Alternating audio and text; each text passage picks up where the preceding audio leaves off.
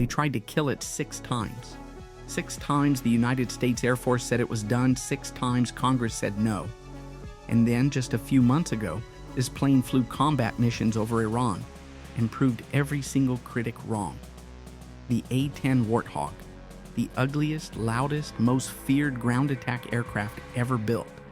After $4 billion in upgrades, new weapons, and new electronics, Russia and China are paying very close attention. Here is everything you need to know. Introduction: the A-10 Warthog was never supposed to be pretty. It was built to be terrifying. A flying tank killer with a cannon the size of a Volkswagen Beetle, armor thick enough to take a beating and keep flying, and the kind of raw, brutal reliability that pilots trust with their lives. For decades, ground troops called it the most comforting sound on the battlefield. That low, rumbling burst of the GAU-8 Avenger cannon meant help had arrived. But somewhere along the way, the Air Force decided the Warthog was old, too slow, too expensive. They tried to retire it, then tried again and again. Every single time, something happened that proved this plane still had fight left in it. What you are about to hear is the full story. The $4 billion upgrade program that transformed this Cold War warrior into something that belongs on a 21st century battlefield. The new weapons, the new brain, the combat performance that made generals do a double take, and the reaction from Moscow and Beijing that the mainstream media is not covering. If you have always believed that American military strength is worth fighting for, drop a comment right now. Type Warthog Forever below. Let us know you are watching. 1. The plane they tried to kill.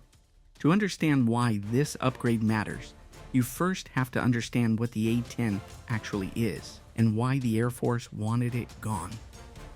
The A-10 Thunderbolt II first flew in 1972. Designed for one mission: destroy Soviet tanks if they ever rolled across Europe. Not built for speed. Not built for stealth. Built to fly low, fly slow, absorb massive damage, and keep killing targets on the ground. The plane was built around its gun. The GAU-8 Avenger cannon fires 30mm rounds about the size of a wine bottle at nearly 4,000 rounds per minute. When it fires, the recoil actually slows the aircraft down. The plane was literally engineered to handle that force. The cockpit sits inside a titanium bathtub. That is not a figure of speech. A literal tub of titanium armor surrounds the pilot thick enough to stop heavy caliber rounds from the ground. Pilots have come home with engines shot out, hydraulics gone, tail section shredded, and landed safely because of that armor. For 30 years, the Warthog did its job. Gulf War, Bosnia, Afghanistan, Iraq, every time ground troops were in trouble, they called for the Warthog. Every time it showed up, the problem got solved. After 2010, the Air Force started pushing back hard. Their argument: the world had changed. Advanced surface-to-air missile systems, the kind Russia and China were building, could shoot the slow-moving A-10 out of the sky before it got close enough to do anything. Stealth was the future. Speed was the future. The F-35 was the future. So they tried to retire the fleet. 2014, 2015, 2016. Every time Congress blocked it. Every time combat commanders said they still needed it. What changed everything was not an argument. It was a war. Segment 2, Operation Epic Fury. In the spring of 2026, the United States launched Operation Epic Fury, a series of strikes against Iran. The A-10 Warthog was there, more than a dozen Warthogs deployed to the Middle East, and they flew missions nobody expected a Cold War era plane to handle in a modern conflict. They hunted Iranian fast attack boats in the Strait of Hormuz, small, fast, hard to hit targets in a crowded, chaotic waterway. In that environment, you need a pilot who can see the target with their own eyes, make a split-second call, and engage with precision. No missile dropped from altitude, no automated system, up close. Low, human judgment at full speed. That is the Warthog's entire reason for existing. After those missions, something happened that almost never happens in the military. A decision was fully reversed. On April 20, 2026, Secretary of the Air Force Troy Menck made it official. The A-10 Warthog would stay in service through 2030. Active operational squadrons, flying real missions. That call came after a direct review of what the Warthog did in combat against Iran. The mission profiles: low altitude, target discrimination under pressure, close support. Maritime strike. No other aircraft in the inventory could replicate them at the same cost or the same speed of response. And here is the detail that makes it even more significant. Just months earlier, the Air Force had been planning to retire all 162 remaining A-10s in fiscal year 2026. Congress passed the National Defense Authorization Act in December 2025 and blocked that plan, requiring at least 103 Warthogs to stay in primary mission status. Then, the Iran operations happened and the Air Force reversed course on its own. That is not politics. That is a combat-proven decision. Before we get into the actual upgrades, and trust me, this is where things get genuinely surprising, take 1 second and hit that like button. And if you have not subscribed yet, do it now. More than 98% of people watching this right now are not subscribed. It takes 1 tap, and it means everything to us. Now let us talk about what $4 billion actually bought. Segment 3, the $4 billion transformation. Let us be clear about something first. This was not one single upgrade contract. The $4 billion figure represents years of investment rewinging, new avionics, new weapons, survivability improvements, and rapid upgrades still being rolled out in 2026. Taken together, what you get is an aircraft that looks the same on the outside, but thinks completely differently on the inside. Start with the wings.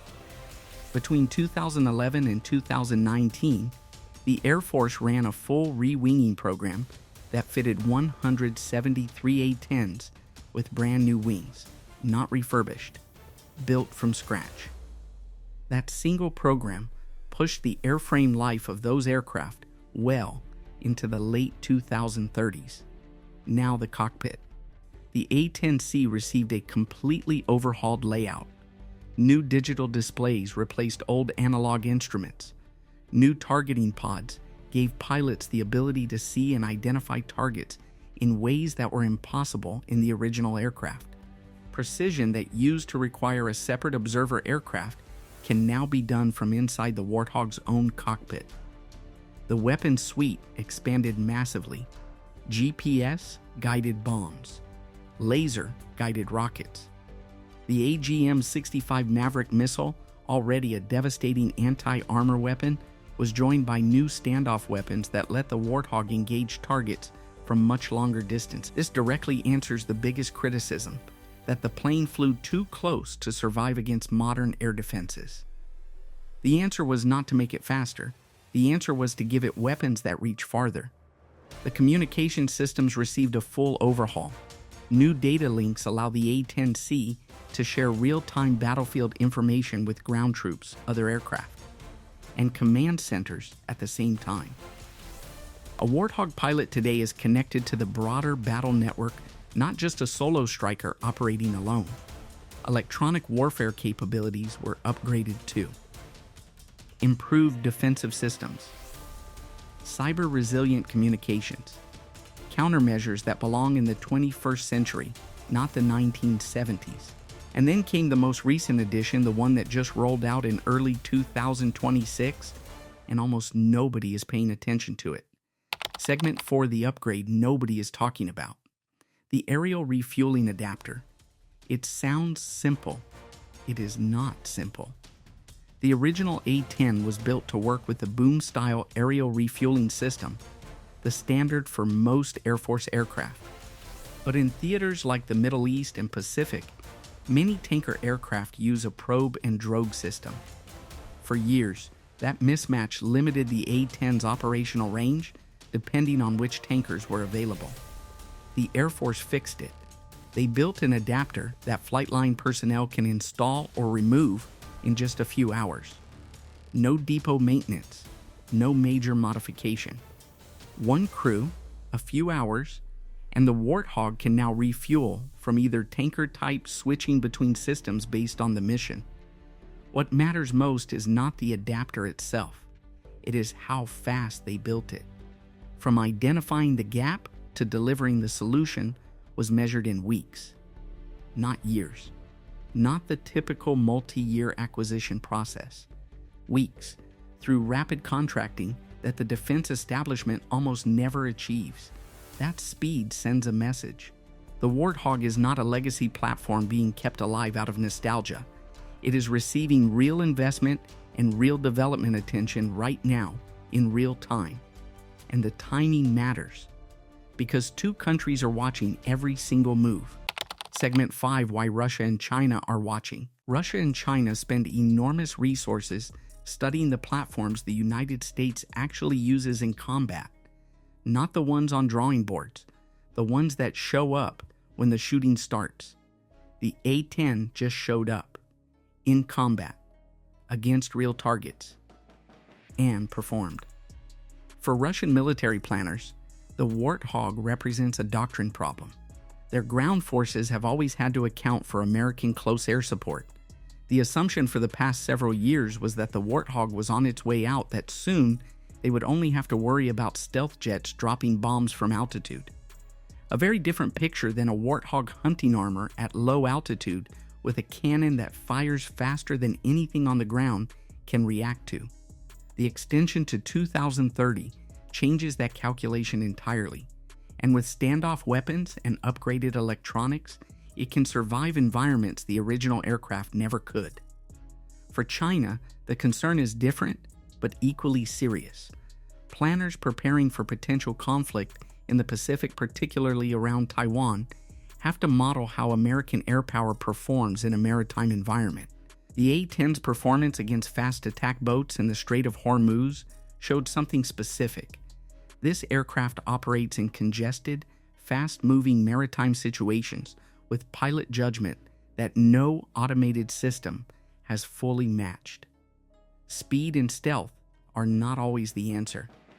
Sometimes you need a pilot who can see with their own eyes, decide in a fraction of a second, and engage a moving target in a crowd of other vessels. That is what the Warthog delivers. Neither Moscow nor Beijing expected upgraded, combat-proven A-10s still flying in 2026. That surprise has real strategic value. Segment 6: What this means for the ground troops. There is one group in this entire story who never wanted the Warthog to retire. Not once, not ever. The ground troops. For every soldier or Marine who has ever been in a firefight and heard that cannon open up overhead, the Warthog is not a budget debate. It is the sound that means they are going to make it home. No other aircraft in the American inventory produces that effect. The F-35 is extraordinary. The F-15EX is remarkable. But neither was designed to do what the A-10 does: fly low, put eyes on the target, and deliver sustained fire that covers ground troops while they get to safety. The upgraded A-10C makes that connection between pilot and ground forces even stronger. With modern data links and targeting systems, a Warthog pilot today has real-time positioning of friendly forces, direct communication with troops on the ground, and situational awareness the original pilots never had. The pilot can see the battle, talk to the troops, coordinate the strike in real time. That is $4 billion, making the most trusted close air support aircraft in history even better at the one thing it was always best at: keeping American lives safe on the ground. Congress understood it. Combat commanders understood it. And after watching what the Warthog did in Iran, the Air Force finally understood it too. Conclusion: the A-10 Warthog has survived everything thrown at it. Budget cuts, retirement orders, changing strategy, advanced threats, an environment that was supposed to have made it irrelevant years ago. Instead, it flew into combat in 2026, performed missions no other aircraft could replicate, and came home with its retirement canceled. $4 billion did not just upgrade a plane. It preserved a capability that ground troops depend on and adversaries fear. It sent a message to every country watching the United States does not walk away from what works. It makes it better. If this video gave you something worth thinking about, hit that like button and subscribe so you never miss the next one. Every video we put out covers the weapons, the missions, and the people behind the most powerful military force on Earth. The Warthog is still flying. And it is not done yet.